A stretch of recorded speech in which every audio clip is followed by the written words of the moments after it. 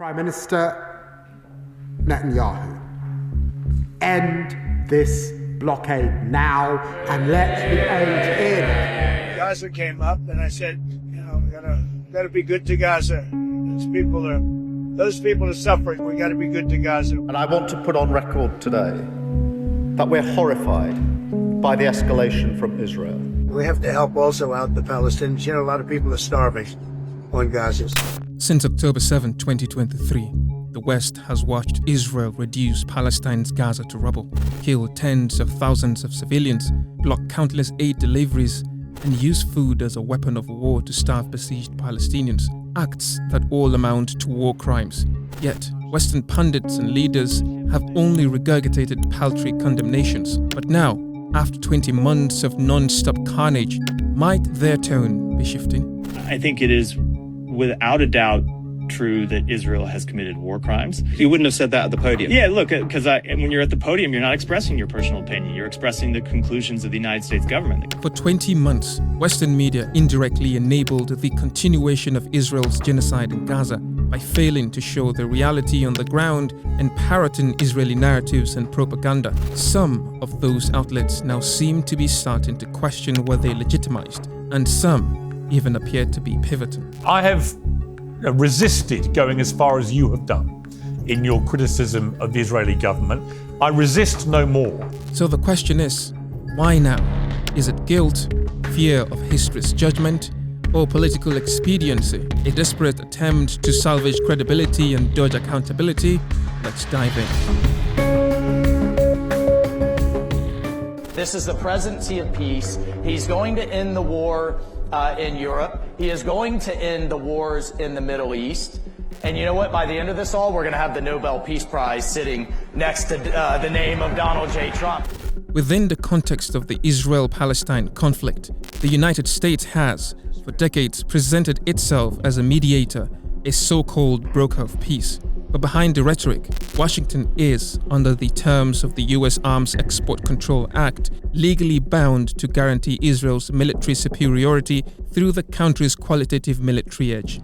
That means Israel gets a seemingly never-ending supply of U.S.-made arms, bombs, military equipment, billions in aid, and diplomatic shielding at every turn. And who opposes peace? The Pentagon, Mr. President, just lifted a hold on 2,000-pound bombs for Israel, which was blocked by Biden.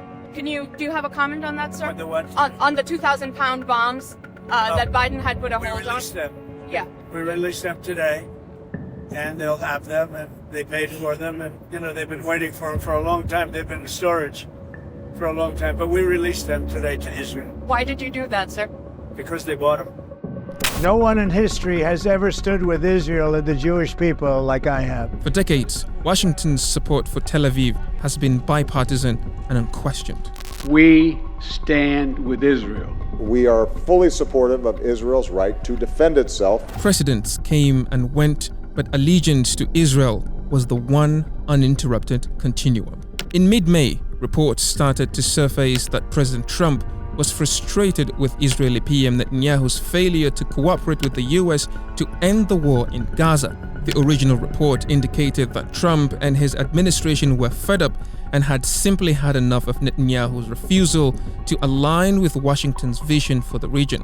While the headlines make it sound like the two leaders were on the verge of a breakup, experts aren't buying the rhetoric. These rumors are actually irrelevant. It's a kind of moderation of friendly criticism that will not have any tangible impact on Israeli defiant policies, particularly since Trump has reinforced the unconditionality of the American commitment to Israel. What matters is whether Israel continues to get the weapons and whether it continues to get the political support and the diplomatic support to carry out this genocide. When Bernie Sanders put forth a resolution saying, let's stop sending bombs that are used to kill people every day in Gaza, we only had 15 members out of 100 members of the Senate who agreed with that. Trump has also taken certain steps in recent weeks that allegedly rattled Netanyahu, like opening talks with Iran over its nuclear program without Israel's involvement and negotiating a ceasefire deal directly with Hamas. So, could this be Trump's way of tightening the leash on Netanyahu in an attempt to exert control over him? The real question that will distinguish whether we have a situation where the tail, meaning the Israeli regime, wags the dog, the American administration, or is it a case where the owner of the dog, the United States, is having a tight leash on that dog, which is Israel? This is a moment of truth. It's too late to stop them in a way, because you've let them loose for so many years that you don't have the mechanism to control them. The real question now is this all part of a calculated, optics-driven move on Trump's part to placate voters and quell public dissent over Washington's support for Israel as Tel Aviv implements a policy of mass starvation in Gaza? Well, I don't think Trump is actually distancing himself from Netanyahu's government. In the end of the day, the Israeli occupation is fully supported by any American administration. All you're seeing is good PR out there to show that Trump is angry, doesn't like the way they're moving. People are not going to put up with this starvation policy, with this destructive policy, where dozens of people have already died because of starvation, with thousands being threatened. Recent polls indicate that public opinion is shifting in the US, with support for Israel having dropped to record lows, especially among younger Americans, and this mounting frustration has reverberated on the streets, in parliament halls, and across social media. But to the Trump administration, it's just noise. Noise that has no impact or influence on Washington's backing of Tel Aviv, especially with US House Speaker Mike Johnson set to travel to Israel and address the Knesset on June 22. The world is looking for action right now, and the only thing that's holding that back is the fact that America is holding the world hostage.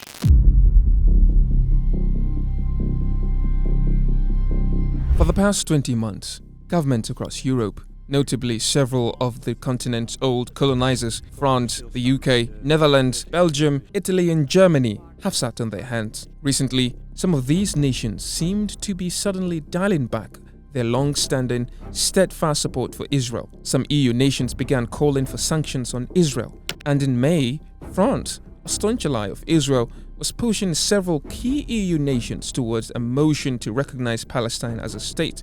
The UK, another staunch ally, signaled support, planning an announcement that was to be delivered at the UN conference in New York on June 17. If we abandon Gaza, if we consider there is a free path for Israel, even if we do condemn the terrorist attacks, we kill our own credibility in the rest of the world. But are these public-facing announcements actual attempts to stop Israel's genocide? Actions indicate otherwise. France has been shipping weapons to Tel Aviv since at least 2018, with supplies continuing uninterrupted since the onset of Israel's war on Gaza in October 2023. Despite the UK banning arms exports to Israel in September 2024, it still supplies the country with about 15% of each F-35 jet, including critical components like laser targeting systems. Germany and Italy have also continued supplying Israel with radar systems and military equipment that it uses in its bombardment of Gaza. As far as recognizing a Palestinian state goes, the UK and France ended up walking back their recognition plans just 10 days before the New York conference was set to begin. So, was all the talk about a tougher stance on Israel just a charade, or was there something deeper at play? That's because they are ashamed, they're embarrassed that Israel is just getting to a new level of depravity, including the starvation, and they just can't justify it anymore. I suspect that it is a combination of the pressure from below, that is, the pressure from the disenchanted citizens of these countries, and the interest of the political leaders in establishing stability domestically and a measure of support politically at home. The British people also have been in the streets across Britain, and I think at one point or another, the government would have to respond. But this is also a weak response. Why is it weak? Because it doesn't have any bite. It's a lot of bark, very little bite. The reality is, Britain, Germany, the EU, they could literally restrict arms from getting to them. They could enforce a blockade where American aircraft couldn't even get to them. But they chose not to. They choose to stand at a podium and deliver some fancy speeches, but it's literally to cover their own asses. Meanwhile, the UK has sent over 500 spy planes that hovered above Gaza between December 2023 and March 2025 to get a bird's eye view of the genocide as it unfolded, witnessing everything and doing nothing. So despite all the concerned speeches, concrete binding actions are nowhere to be seen. We know that the rest of the world is with us, and we don't care if Europe is with us or not with us. It's the European money that we want to see halted. It's the European supply of weapons. It's the European free trade that we want to see halted. And that's when we'll begin to say that indeed Europe is with us. But those steps still haven't materialized. So it's their way of being able to have their cake and eat it too. And that raises the question, what slice of the cake does the EU get, really? What does EU gain from its unwavering loyalty to Israel? The short answer, not much. The EU is Israel's largest trading partner, but the relationship is lopsided. Israel heavily depends on Europe for trade, with over 30% of its imports sourced from the EU, primarily in defense technology, while contributing just 0.6% to EU imports. In fact, Europe doesn't need Israel at all. When you look at what it is that Israel is providing to Europe, it is absolutely nothing. Except for one thing. That it appeases their guilt. And they're forcing Palestinians to pay the price for the Holocaust that they carried out or that they ignored. In financial terms, the guilt cost Germany nearly $39.3 billion when it signed a reparations agreement with Israel in the aftermath of World War II. The money helped build Israel's early infrastructure and economy, as well as its military edge. From that point on, Germany's support for Israel became an atonement policy, even a Staatsräson, or reason of the state. A never again that now apparently involves looking the other way when Israel commits its own Holocaust.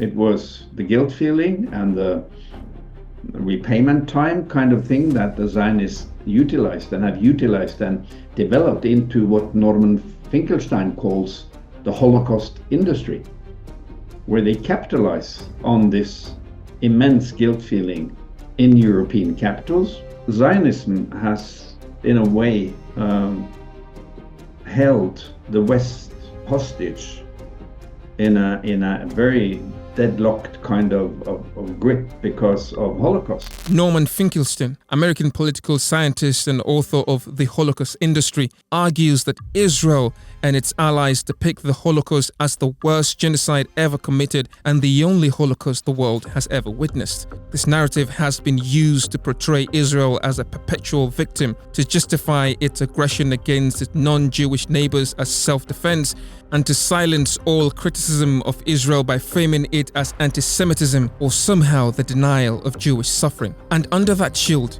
Israeli leaders have continued to expand the state's illegal settlements and entrench its brutal occupation as part of its racist settler colonial project, all carried out to obtain their political goals.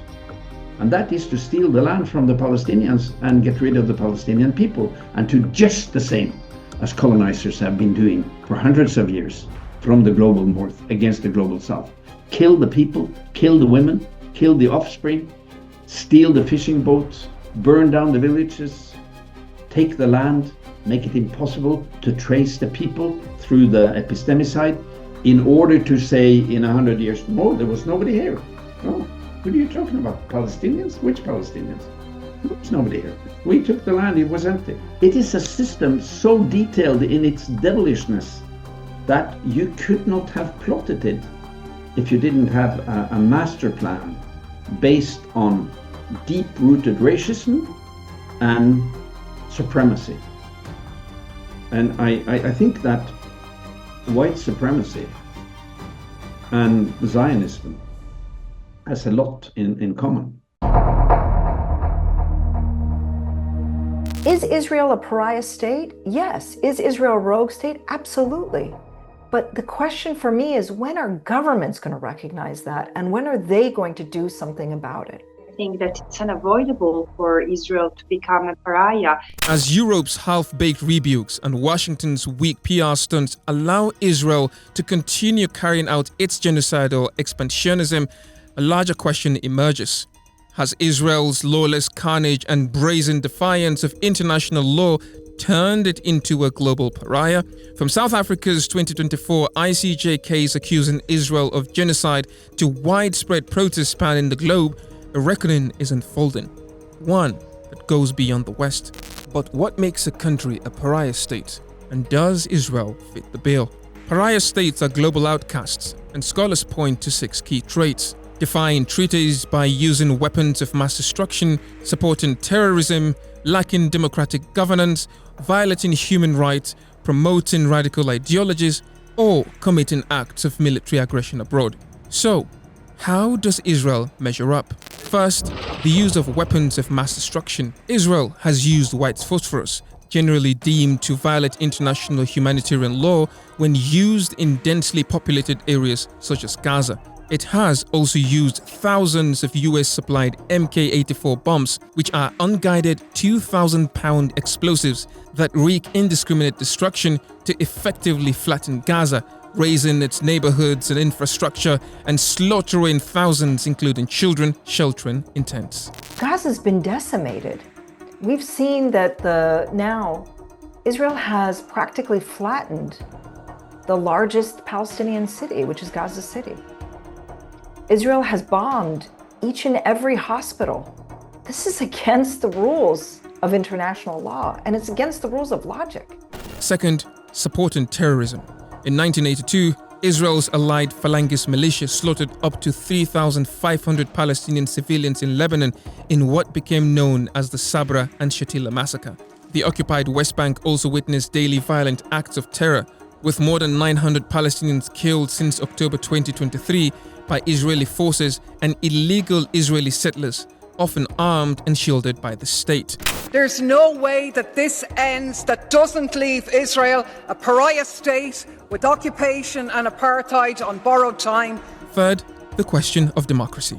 While Israel touts itself as the only democracy in the Middle East, its actions and laws suggest otherwise.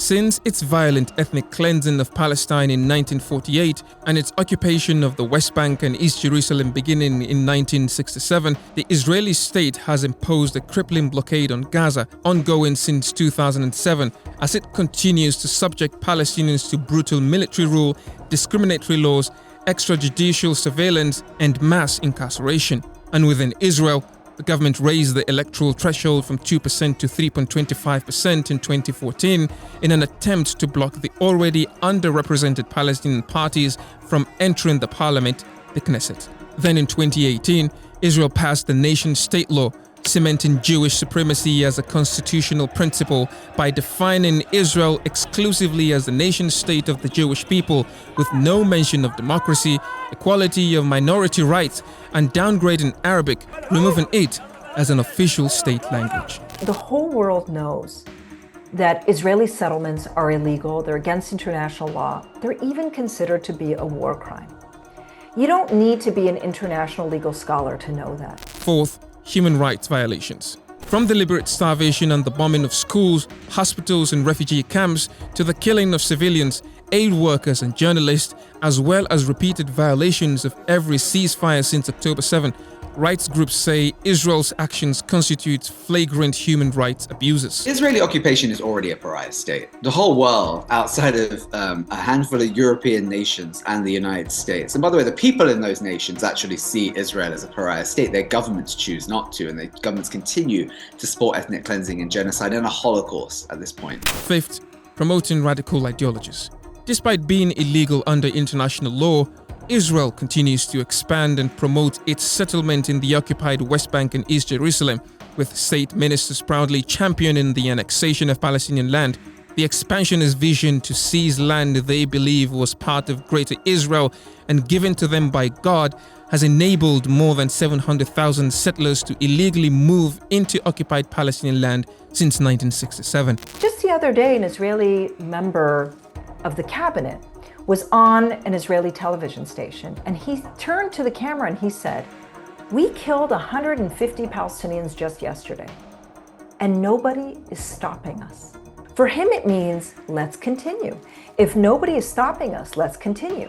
So when you look around and you see that for 58 years, that all that Israel has been able to do is get away with murder, literally murder, it cements in their mind this idea that they can do whatever they want to do. And that's what Israel's been doing, is they've been saying to the world, try to stop us. Just you try. Finally, military aggression abroad. Israel carried out military aggressions against at least 4 other countries in 2024, from its Pager attacks in Lebanon, which killed 12 and injured at least 3,000 civilians, to its airstrikes on Syria, Yemen, and Iran. There's no question that the large numbers of people are viewing Israel as a pariah state, probably the most severely perceived as such, at least since South Africa's racist apartheid state, and possibly since Hitler's Germany. Israel continues to frame its actions in Gaza as self-defense against Hamas, but the reality on the ground tells a different tale. One that severely undermines any claims Israel has been making of moral legitimacy. It is fair to say that Israel has endured this defeat in what I call the legitimacy war. And often these struggles are determined in the final stages not by which side has the superior military capabilities, but by the side that wins the legitimacy war. And in that sense, the Palestinians are winning the legitimacy war. Yet, Israel has so far evaded the pariah status quickly assigned to others by the West. Russia's invasion of Ukraine prompted immediate Western sanctions, sports and culture bans, and widespread displays of Ukrainian flags across Europe and the US in an attempt to isolate the aggressor, Russia. In contrast, the West has failed to impose similar measures on Israel, even as it commits one atrocity after the other.